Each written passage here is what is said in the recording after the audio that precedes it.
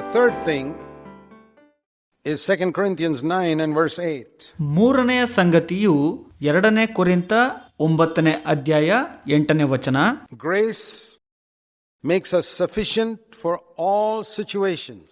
ಕೃಪೆಯು ನಮ್ಮನ್ನು ಎಲ್ಲಾ ಸಂದರ್ಭಗಳಲ್ಲಿಯೂ ಸಮರ್ಪಕವಾಗಿಸುತ್ತದೆ, ಅಂದರೆ ಪ್ರತಿಯೊಂದನ್ನ ತಕ್ಕಂತೆ ಒದಗಿಸುತ್ತದೆ. Not just sin, not just temptation.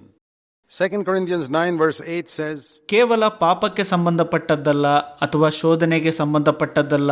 2 ಕೊರಿಂಥ 9ನೇ ಅಧ್ಯಾಯ 8ನೇ ವಚನ ಈ ರೀತಿಯಾಗಿ ಹೇಳುತ್ತದೆ, God is able to make all grace abound towards you. ದೇವರು ಸಕಲ ವಿಧವಾದ ಕೃಪೆಯನ್ನ ನಿಮಗೆ ಧಾರಾಳವಾಗಿ ಅನುಗ್ರಹಿಸುವುದಕ್ಕೆ ಶಕ್ತನಾಗಿದ್ದಾನೆ. So that you always having all sufficiency in everything.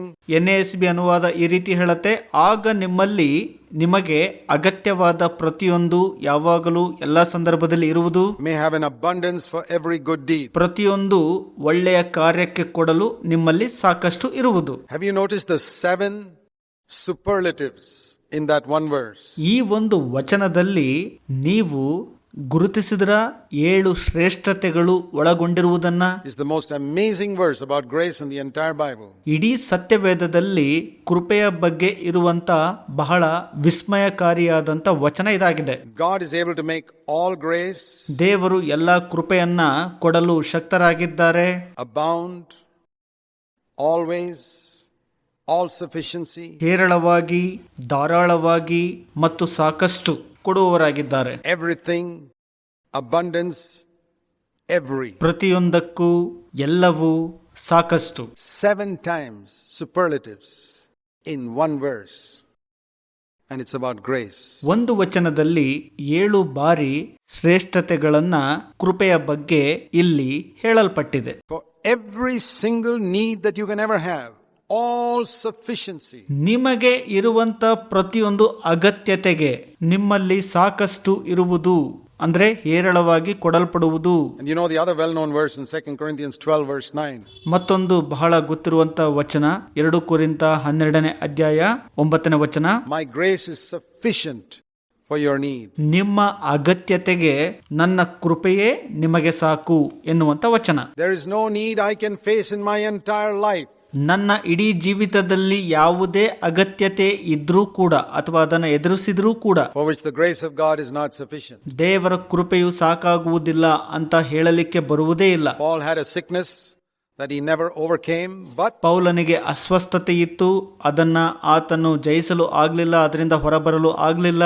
ಆದ್ರೆ grace was sufficient to help him to overcome it. ಅದನ್ನ ಜಯಿಸಲು ಅಥವಾ ಅದರಿಂದ ಹೊರಬರಲು ಕೃಪೆಯೇ ಆತನಿಗೆ ಸಾಕಾಗಿತ್ತು. Even though he never got healed, he was an overcomer. ಆತನು ಸ್ವಸ್ಥತೆಯನ್ನ ಹೊಂದಲಿಲ್ಲ ಅಂದ್ರೂ ಕೂಡ ಆತನು ಜಯಶಾಲಿಯಾಗಿದ್ದನು. So there may be some problems, some permanent handicaps that we have. ನಮಗೆ ಯಾವುದೋ ಒಂದು ಸಮಸ್ಯೆ ಇರಬಹುದು ಅಥವಾ ಶಾಶ್ವತವಾದಂತ ಅಂಗವೈಫಲ್ಯತೆ ಇರಬಹುದು. That in God's great wisdom he never allows us to get rid of. ದೇವರ ದೊಡ್ಡ ಜ್ಞಾನದ ಅನುಸಾರವಾಗಿ ಆತನು ನಮಗೆ ಅದರಿಂದ ಹೊರಬರುವಂತೆ ಅನುಮತಿಸುವುದಿಲ್ಲ. But you can be an overcomer there. ಆದ್ರೆ ನಾವು ಅಲ್ಲಿ ಜಯಶಾಲಿಗಳಾಗಿರಬೇಕು. More than the people who don't have that handicap. That's what grace can do. ಯಾರು ಅಂಗವೈಫಲ್ಯತೆಯನ್ನು ಹೊಂದಿಲ್ಲಲ್ಲ ಅವ್ರಿಗಿಂತ ಹೆಚ್ಚಾಗಿ ಅದನ್ನೇ ದೇವರ ಕೃಪೆಯು ಮಾಡುವಂತದ್ದಾಗಿದೆ. Grace can make a lame person a greater overcomer than a man who walks properly on 2 legs. ಯಾರು ತಾವು 2 ಕಾಲಿನಿಂದ ಚೆನ್ನಾಗಿ ನಡೀತಾರಲ್ಲ ಅವರಿಗಿಂತ ಕುಂಟರನ್ನು ಕೃಪೆಯು ದೊಡ್ಡ ಜಯಶಾಲಿಗಳನ್ನಾಗಿ ಮಾಡುತ್ತದೆ. Yeah. Grace made Fanny Crosby, who was blind. ಹೌದು, ಫ್ಯಾನಿ ಕ್ರಾಸ್ಪಿ ಎಂಬುವವರು ಕುರುಡರಾಗಿದ್ದರು. ಅಂತವರನ್ನ ಕೃಪೆಯು ಏನ್ ಮಾಡತಪ್ಪ ಅಂದ್ರೆ to write thousands of hymns, ಅವರು ಸಾವಿರಾರು ಸ್ತೋತ್ರ ಗೀತೆಗಳನ್ನ ಬರೆದರು. and to know God's grace in a way which a lot of people whose eyes are both open didn't experience. 2 ಕಣ್ಣುಗಳು ಕಾಣಿಸುತ್ತಿರುವಂತ ಜನರು ಕೂಡ ಏನು ಅನುಭವ ಪಡೆದುಕೊಂಡಿಲ್ವಲ್ಲ, ಅಂತಹ ಅನುಭವವನ್ನ ಕೃಪೆಯನ್ನ ಇವರು ತಿಳಿದುಕೊಂಡರು. People can have handicaps and with grace can make them overcome it and be overcomers. ಜನರು ಅಂಗವೈಫಲ್ಯತೆಯನ್ನ ಅನುಭವಿಸುತ್ತಿರುತ್ತಾರೆ, ಕೃಪೆಯು ಅಂತವರನ್ನ ಜಯಶಾಲಿಗಳನ್ನಾಗಿ ಮಾಡುತ್ತದೆ. There are many cases like that in history. Grace is so powerful. ಇತಿಹಾಸದಲ್ಲಿ ಇಂತಹ ಅನೇಕ ಪ್ರಕರಣಗಳು ಇವೆ.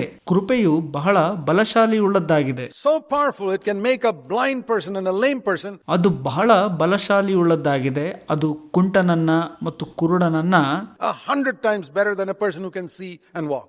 ಯಾರು ನಡೀತಾರಲ್ಲ ಮತ್ತು ಸರಿಯಾಗಿ ನೋಡುತ್ತಾರಲ್ಲ ಅಂತವರಿಗಿಂತ 100 ಪಟ್ಟು ಉತ್ತಮರನ್ನಾಗಿ ಮಾಡುತ್ತದದು. That's the power of grace. Sufficient for every single need in our life. All sufficiency. ಅದು ಕೃಪೆಯ ಒಂದು ಬಲ. ನಮ್ಮ ಜೀವಿತದ ಎಲ್ಲ ಅಗತ್ಯತೆಯಲ್ಲಿ ಕೃಪೆಯು ನಮಗೆ ಹೇರಳವಾಗಿ ಎಲ್ಲವನ್ನು ಒದಗಿಸುತ್ತದೆ. ಅದು ಧಾರಾಳವಾಗಿ. And imagine those of us who got legs, who got eyes, who got ears. ಕಲ್ಪಿಸಿಕೊಳ್ಳ್ರಿ, ನಾವು 2 ಕಾಲನ್ನು ಹೊಂದಿದ್ದೇವೆ, 2 ಕಿವಿಯನ್ನು ಹೊಂದಿದ್ದೇವೆ, 2 ಕಣ್ಣನ್ನು ಹೊಂದಿದ್ದೇವೆ ಕ್ರಮವಾಗಿ. Imagine what grace can do to us. But we have to be weak. ಕಲ್ಪಿಸಿಕೊಳ್ಳ್ರಿ, ಕೃಪೆಯು ಏನು ಮಾಡಬಲ್ಲದು ಎಂಬುದಾಗಿ. ಆದರೆ ನಾವು ಬಲಹೀನರಾಗಬೇಕು. Because God gives us grace. I'll come to that in a moment. ದೇವರು ಅದಕ್ಕೆ ಕೃಪೆಯನ್ನು ಕೊಡುತ್ತಾರೆ.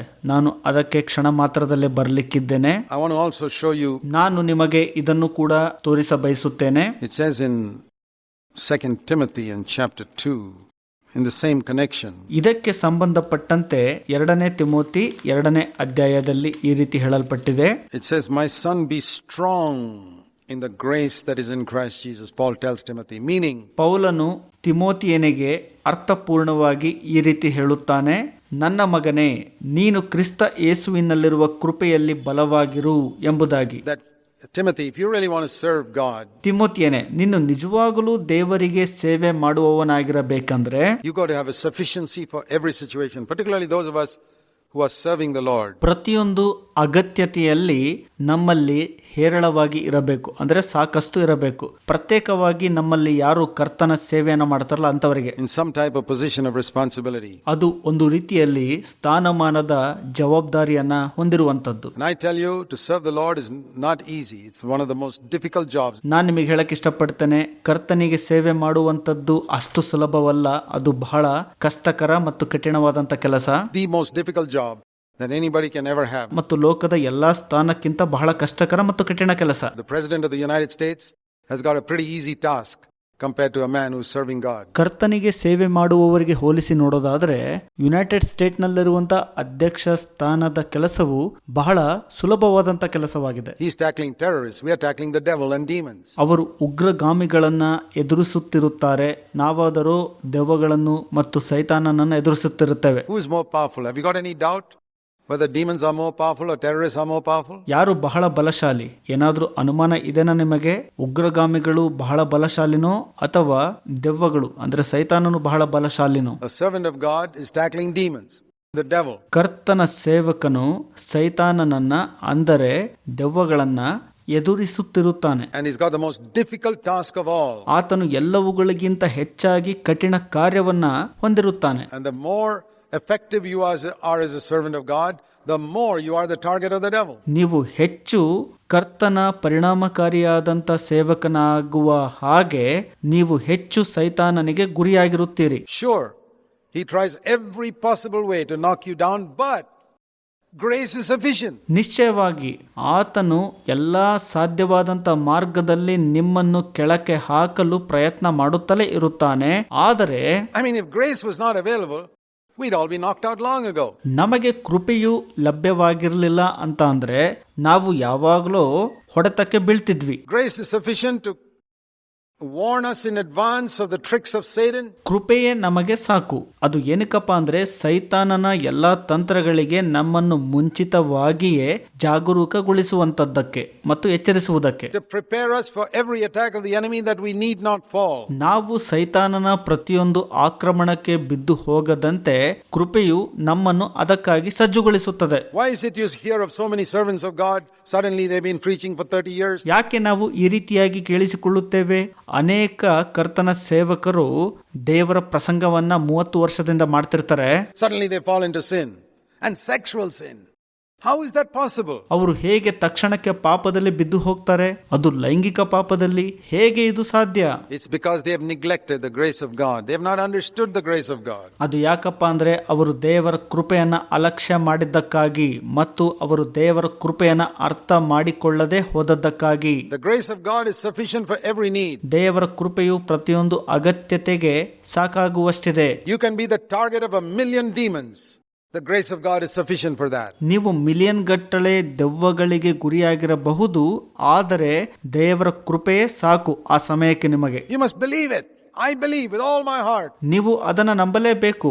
ನಾನು ನನ್ನ ಪೂರ್ಣ ಹೃದಯದಿಂದ ಅದನ್ನು ನಂಬುವವನಾಗಿದ್ದೇನೆ. The grace of God is sufficient for anything that the devil can try on me. ಸೈತಾನನು ನನ್ನ ಮೇಲೆ ಯಾವುದನ್ನೇ ಪ್ರಯತ್ನಿಸಿದರೂ ಕೂಡ ದೇವರ ಕೃಪೆಯೇ ನನಗೆ ಸಾಕು ಆ ಸಮಯದಲ್ಲಿ. You must have that faith. ನಿಮಗೆ ಆ ನಂಬಿಕೆ ಇರಬೇಕು. The devil can't put any sickness on me that the grace of God will not help me to overcome. ನಾನು ಜಯಶಾಲಿಯಾಗಲು ದೇವರ ಕೃಪೆಯು ಸಹಾಯ ಮಾಡದಂತ ಯಾವುದೇ ಕಾಯಿಲೆಯನ್ನ ಸೈತಾನನು ನನ್ನಲ್ಲಿ ಹಾಕಲು ಆಗುವುದಿಲ್ಲ. The devil cannot tempt me with anything which the grace of God cannot help me to overcome. ನಾನು ಜಯಶಾಲಿಯಾಗಲು ದೇವರ ಕೃಪೆಯು ನನಗೆ ಸಹಾಯ ಮಾಡದಂತ ಯಾವುದರಿಂದಲೂ ಕೂಡ ಸೈತಾನನು ನನ್ನನ್ನು ಶೋಧಿಸಲಾಗುವುದಿಲ್ಲ. The devil cannot bring anybody against me which the grace of God will not help me to overcome. ನಾನು ಜಯಶಾಲಿಯಾಗಲು ದೇವರ ಕೃಪೆಯು ನನಗೆ ಸಹಾಯ ಮಾಡದಂತ ಯಾವುದೇ ವ್ಯಕ್ತಿಯನ್ನ ನನ್ನ ವಿರುದ್ಧವಾಗಿ ತಂದು ಹಾಕಲು ಸೈತಾನನಿಗೆ ಆಗೋಲ್ಲ. I am going to be an overcomer till the day Jesus comes. ಯೇಸು ಸ್ವಾಮಿಯು ಬರುವವರೆಗೂ ನಾನು ಜಯಶಾಲಿಯಾಗುವವನಾಗಿರಬೇಕು. Not because of myself, but by the grace of God. ನನ್ನಿಂದ ಅಲ್ಲ, ಅದು ದೇವರ ಕೃಪೆಯಿಂದ ಮಾತ್ರ. Very often Christians say, oh, by the grace of God I did that. They don't even mean what they say. ಹಲವು ಬಾರಿ ಅನೇಕ ಕ್ರೈಸ್ತರು ಹೇಳ್ತಾರೆ ದೇವರ ಕೃಪೆಯಿಂದ ನಾನು ಇದನ್ನ ಮಾಡಿದೆ ಅಂತ. ಆದ್ರೆ ಅವರು ಏನ್ ಹೇಳ್ತಾರಲ್ಲ ಅದನ್ನ ಅವರು ಅರ್ಥೈಸುವವರಾಗಿರುವುದಿಲ್ಲ. Grace is a powerful thing, sufficient for every single need. ದೇವರ ಕೃಪೆಯು ಬಹಳ ಬಲಶಾಲಿಯಾದಂತ ಸಂಗತಿಯಾಗಿದೆ. ಅದು ಪ್ರತಿಯೊಂದು ಅಗತ್ಯತೆಗೂ ಸಾಕಾಗುವಷ್ಟು ಇದೆ. And grace can strengthen our heart to live for God. ನಾವು ದೇವರಿಗಾಗಿ ಜೀವಿಸಲು ಕೃಪೆಯು ನಮ್ಮ ಹೃದಯವನ್ನ ಬಲಪಡಿಸುತ್ತದೆ.